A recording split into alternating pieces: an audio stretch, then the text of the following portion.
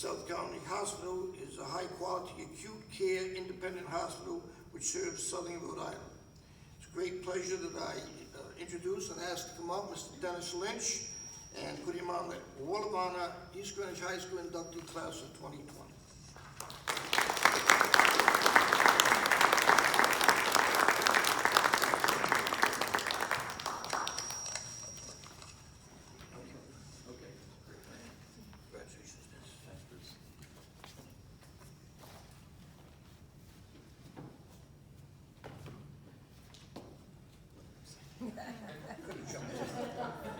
And no longer jump over.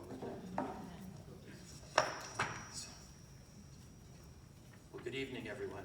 Good evening. I didn't expect that, actually.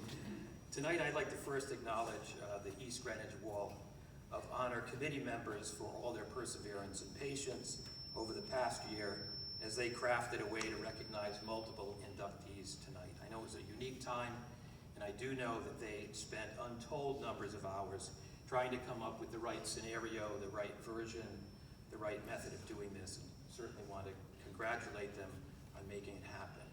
I'd also like to recognize the other inductees this evening, as well as their friends and family members who joined them, and further say a thank you to my son Patrick, who's here, and also to friends Aaron and Kevin Tuttle.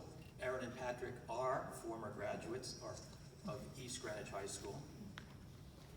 I hope some of you had an opportunity to browse the accomplishments of the past Wall of Honor recipients, whose lives and accomplishments are memorialized on the wall down the hall.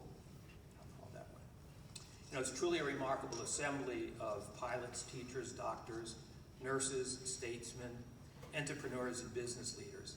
What they accomplished in their professional lives is impressive, and even more impressive is the contributions and varieties of ways that they gave back to their communities.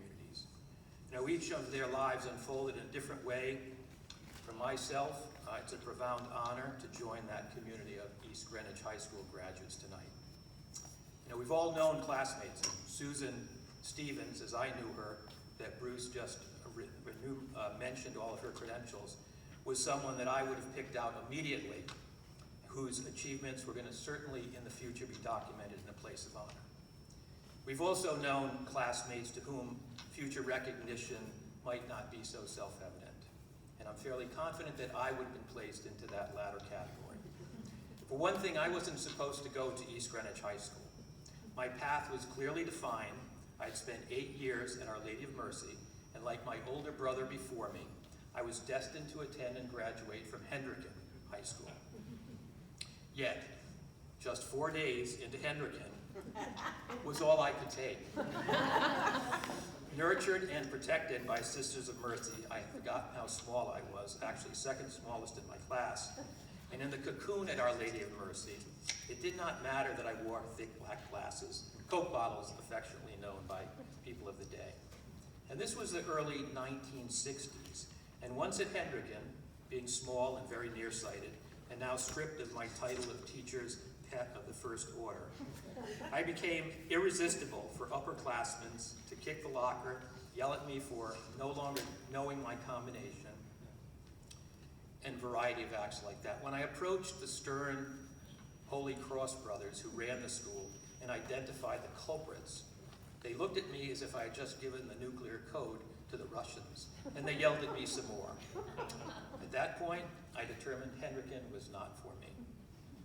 So concerned were my parents with this decision that they called the parish priest, Father Coleman. Bruce knows Father Coleman very well.